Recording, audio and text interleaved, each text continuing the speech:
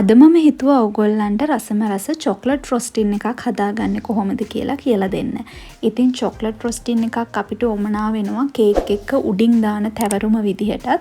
ඒ වගේම අපි chocolate cake එකක් හරි ඕනම කේක් එකක් ලේයර් කරනකොට ඒකේ ලේයර්ස් විදිහට භාවිතා කරන්නත් මේ ෆ්‍රොස්ටින් එක ගොඩක් වැදගත් වෙනවා. ඉතින් ඒ හින්දා තමයි මම හිතුවේ ඔයගොල්ලන්ට මේ වගේ රසවත් චොක්ලට් ෆ්‍රොස්ටින් එකක් හදාගන්නේ කොහොමද කියලා දෙන්න. ඉතින් අපිට හරිම පහසුවෙන් ඉතාමත් සුළු අමුද්‍රව්‍ය ටිකකින් මේක ඉක්මනින් ගෙදරදී හදාගන්න පුළුවන්. ඉතින් කේක් හදන අයට ඒ වගේ බේකින් කරන්න ආස අයට ඉතින් මේ වගේ ෆ්‍රොස්ටින් එකක් ගැන දැනගෙන ඉන්න එකත් ගොඩක් වැදගත් වෙයි. ඉතින් ඒ හින්දා අපි බලමු දැන් කොහොමද මේක හදාගන්නේ කියලා. මුලින් මේකට බලමු මොනවද ඕන කරන දේවල් කියලා.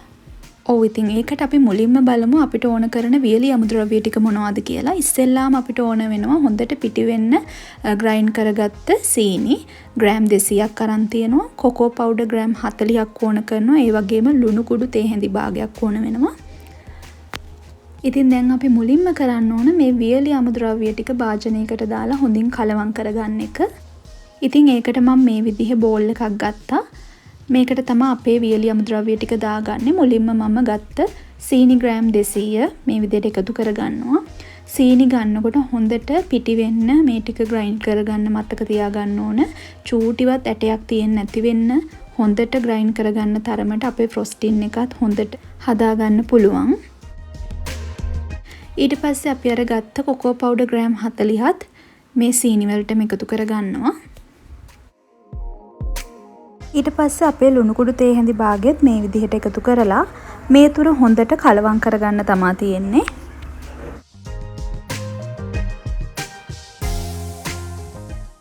අපි දැන් අපේ වියලි අමුද්‍රව්‍ය ටික මේ විදිහට කලවම් කරගෙන ඉවරයි. දැන් පුළුවන් ඕගොල්ලන්ට බටර් ග්‍රෑම් 75ක් එකතු කරගන්න.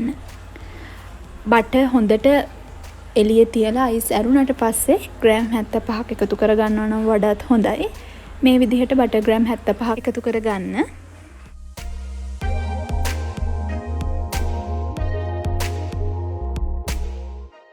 ඊට පස්සේ මම කරන්නේ මේක චුට්ටක් කලවම් කරගන්න ලේසි වෙන්න වතුර කෝප්ප කාලක් වගේ මේ මිශ්‍රණයට එකතු කරගන්නවා. මොකද අපි ඊට පස්සේ මේක බීට් කරන්න හදන්නේ. එතකොට වතුර ටිකක් තියෙන්න ඕන මේක පහසුවෙන් බීට් කරගන්න. ඒ හින්දා මම වතුර කෝප්ප කාලක් විතර එකතු කරගත්තා. එකතු කරලා මේ විදිහට හොඳින් බීට් කරගන්න තමයි තියෙන්නේ.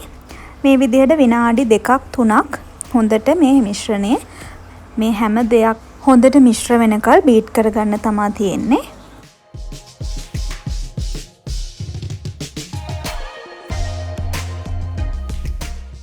අන්තිමට මම කරන්නේ ඩාර්ක් චොක්ලට් මෙල්ටඩ් ඩාර්ක් චොක්ලට් තමයි මම මෙතන අරගෙන තියෙන්නේ ග්‍රෑම් 30ක් මේකට එකතු කරගන්නවා. ඉතින් ඒක හදාගන්න පුළුවන් ඕගොල්ලන්ට ඩබල් බොයිල් ක්‍රමයට මේ චොක්ලට් එක හොඳින් මෙල්ට් කරගෙන ග්‍රෑම් 30ක වගේ ප්‍රමාණයක් මේකට එකතු කරගන්න තියෙන්නේ අවසානයේදී. එතකොට මේක තවත් රසවත් වෙනවා.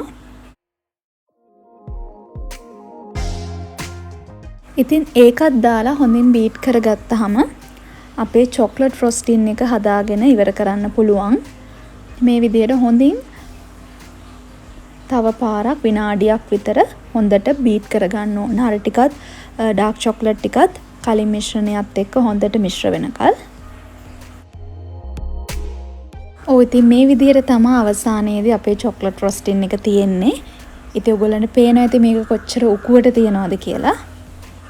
ඉතින් මේක තව ටිකක් හොඳට සෙට් කරගන්න ඕගොල්ලන්ට පුළුවන් මේක පැය භාගයක් විතර ෆ්‍රිජ් එකේ පහළ කොටසේ දාලා තියලා පාවිච්චියට ගන්න. ඉතින් මේක ඕගොල්ලන්ට ඕනම කේක් එකක උඩ තැවරුම විදියට හරි ලේයර්ස් විදියට හරි භාවිතා කරනවා නම් භාවිතා කරන්න පුළුවන්. ඉතින් එහෙනම් ඔයාලත් මේ ෆ්‍රොස්ටින් එක හදලා බලලා ඔයාලගේ අදහස් මාත් එක්ක බෙදා ගන්න. මගේ channel එක තාමත් subscribe කරලා නැත්නම් මතක ඇතුව subscribe කරන්න. මම තවත් මේ විදිහේ වීඩියෝ එකක් අරන් ඉදිරියේදීත් එන්න. බොහොම ස්තුතියි.